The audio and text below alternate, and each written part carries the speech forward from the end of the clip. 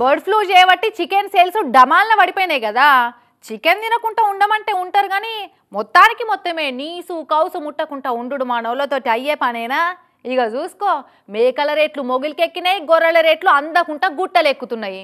అమ్ముకొని సొమ్ము చేసుకునేందుకు ఇదే మంచి మోక అని ఎన్నలేనన్ని జీవాలను అంగట్లకు తెస్తున్నారట పెంచేటోళ్ళు. మామూలుగా కోడి కూర రేట్లు పెరిగితే కోడి కొండెక్కింది అని అంటుంటాం కదా.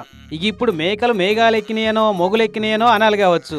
అవు మళ్ళా 10,000 ఉండే ఏటకు 15,000 ఉండేదానికి 20,000 చెప్తున్నారట అమ్మేటోళ్ళు. అరే గంత చెప్తావేందనా, ఏమన్నా తక్కువైతేమో చూడు రాదనంటే జరుగు వేరేటోళ్ళు వస్తారు, జరుగు మస్తు ఉన్నారు కొనేటోళ్ళు అని డిమాండ్ చేసుకుంటే ఇలా కొడుతున్నారట.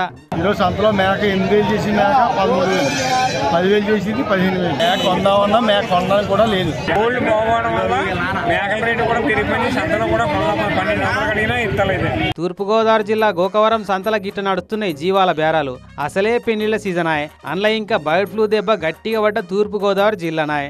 మీదికెళ్ళి ఈ జీవాలన్నీ జంగల పెరిగినాయి. ఇక ఎట్లుంటది, మేకల రేట్లు మబ్బులనే కూర్చుంటున్నాయి దెబ్బకు. ఇక్కడ ఒకతానే కాదు, 2 తెలుగు రాష్ట్రాలలో గిటనే ఉందట మటన్ కు డిమాండ్. బర్డ్ ఫ్లూ ఎఫెక్ట్ లేని జాగల్లో కూడా చికెన్ కోడిగుడ్లు తింటేందుకు వెనక ముందు అవుతురు జనాలు. ఇక ఈ మంచి తరుణం మించిన దొరకదని అడ్డగోలుగా రేట్లు పెంచి అమ్ముతున్నారట. పోనీ తినకుండా ఊకుందామా, దీన్ని పాడైపోను కొన్ని రోజులు అని అనుకుంటే కరువు ఉన్నప్పుడే ఎక్కువ విక్తుందా, నాలుకే ఎక్కువ తినబుద్ధి అవుతుంటదా. ఈ లెక్కకు చూస్తే వచ్చే 5-6 నాటికి మటన్ రేట్లు మబ్బుల్లా, చేపల రేట్లు సుక్కల్లా కూసినట్టే ఉన్నాయి అనుకుంటున్నారట జనాలు.